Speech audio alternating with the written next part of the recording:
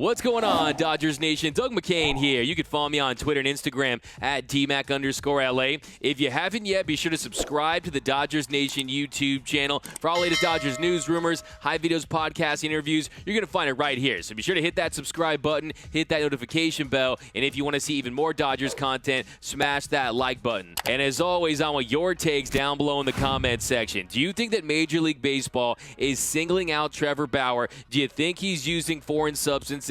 Give me a Y for yes or give me an N for no. I want all your takes on this topic down below. And for all latest Dodgers news, head over to DodgersNation.com.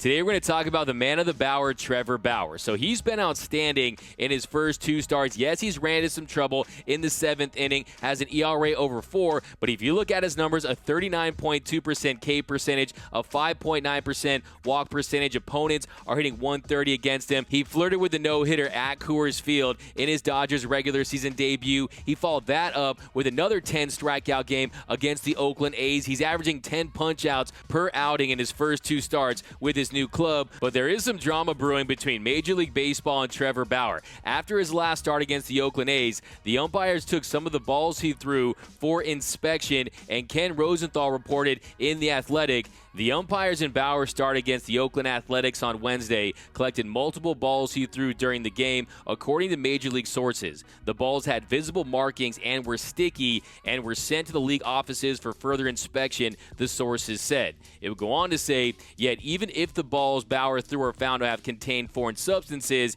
it remains to be seen whether the league can prove he was responsible for their application or whether any punishment imposed by Commissioner Rob Manfred would stand. So for starters, I'm shocked that they even got the balls from Trevor Bauer in the first place. I'm surprised that he didn't just throw them over the center field wall. He turns and fires it. Thankfully, he threw it against the board, so there was nobody in the seats there to get hit with it. But you don't do that when your manager's coming out. Now, but you knew at some point Trevor Bauer would respond to Ken Rosenthal's story, and he eventually tweeted out, "Love always reading desperate and misleading clickbait headlines from national gossip bloggers. To translate fake journalist speak for y'all, it's unclear whether equals I can't be bothered to look into it because it doesn't fit my narrative. Wonder where the article is about." So you got Trevor Bauer calling out Ken Rosenthal, calling him a blogger, saying that it's clickbait. And I definitely agree with him on that they're going to use Trevor Bauer whenever they can to get those clicks. But Ken Rosenthal is also a very reputable reporter. Look, without Ken Rosenthal, the Trastros probably would never have gotten exposed,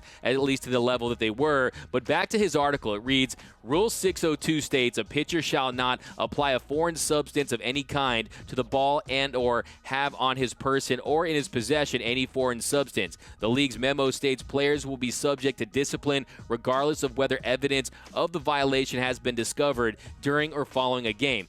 Okay, so first question, how big of an advantage does using a foreign substance give a pitcher? Well, here's Trevor Bauer. He appeared on HBO's Real Sports a couple years ago, and he talked about how many pitchers in the league are using it and how big of an advantage it gives pitchers over hitters.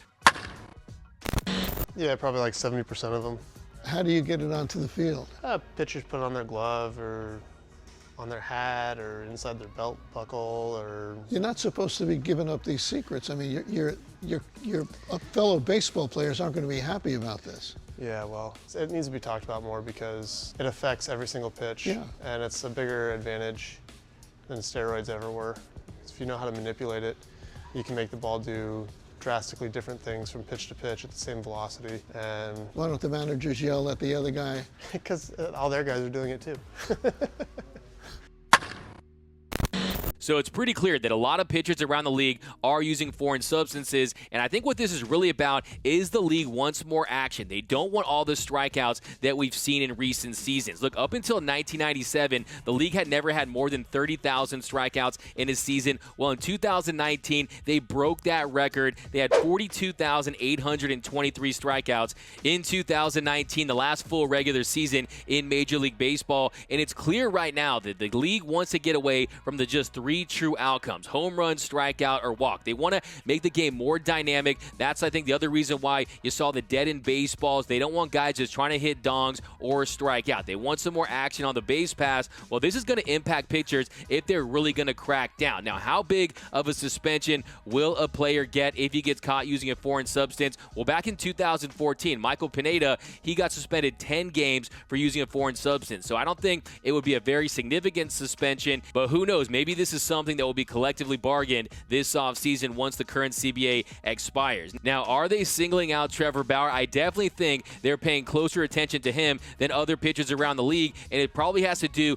with that increased spin rate. If you look at his metrics, in 2019, his four-seam fastball averaged 2,412 RPMs. That's revolutions per minute. The more it spins, the harder it is to hit, and that number right there is pretty much around league average. And in 2019, Bauer was dealing with injuries. He was traded from the Indians to the Reds, didn't have his best year. Then the following season, he has the best season of his career. He posts that 1.73 ERA. He wins the NL Cy Young Award, and that spin rate skyrocketed to the best spin rate in all of Major League Baseball. It jumps up to 2,776 RPMs. Then this season, 2,779 RPMs on that four-seam fastball in just 2 starts, and the rest of his metrics too have increased in the last 2 seasons. So you definitely see why Major League Baseball is keeping a close eye on Trevor Bauer. Then on the flip side, this is a guy that does everything in his power to try to get better and improve. There is a debate that a pitcher can't really significantly increase his spin rate to that extent, but I think that Trevor Bauer, if there's anyone that can do it, it is this guy. And then yesterday, Dave Roberts was asked about Major League Baseball busting Bauer's balls, and here was his take on the situation. My understanding is that umpires collect baseballs from all pitchers and balls that were in play to collect samples, and that's kind of what I get from it. I just, hope that our player is not singled out. That's the one thing I want to guard against.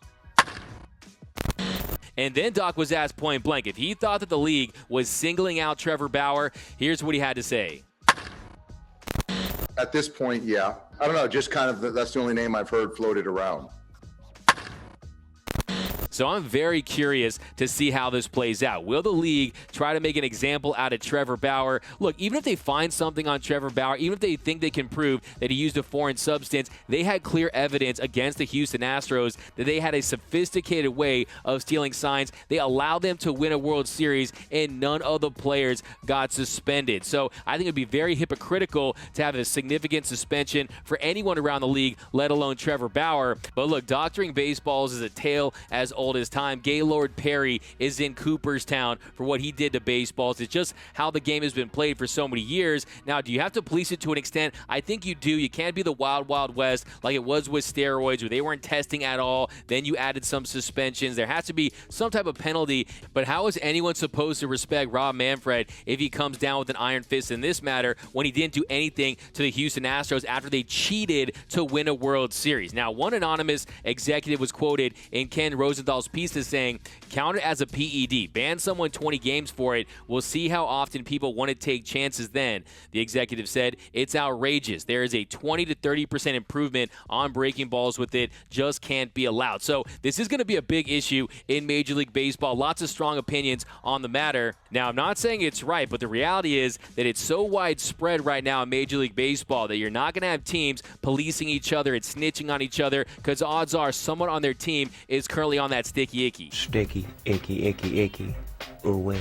So I guess now all we can do is wait to see what Major League Baseball reports on its findings. But I think that the league is very hypocritical, and they are singling out Trevor Bauer. I would like to think that the RPM increase has more to do with some driveline magic than a foreign substance. But you do have to police it around the league if you're going to focus on one player. But let me know down below in the comments. Do you think that Major League Baseball is singling out Trevor Bauer? Give me a Y for yes, or give me an N for no. Do you think he's using a foreign substance? How many pitchers around the league are using that sticky icky. I want all your takes on this issue down below in the comment section. My name is Doug McCain. You can follow me on Twitter and Instagram at DMAC_LA. That's at DMAC_LA. Be sure to smash that subscribe button for all latest news and rumors about your boys in blue. Hit that notification bell. And if you want to see even more Dodgers content, smash that like button. For all latest Dodgers Nation gear, head over to gearup.la. For all latest Dodgers news, head over to DodgersNation.com. And until next time, think blue, bleed blue, and I'm out.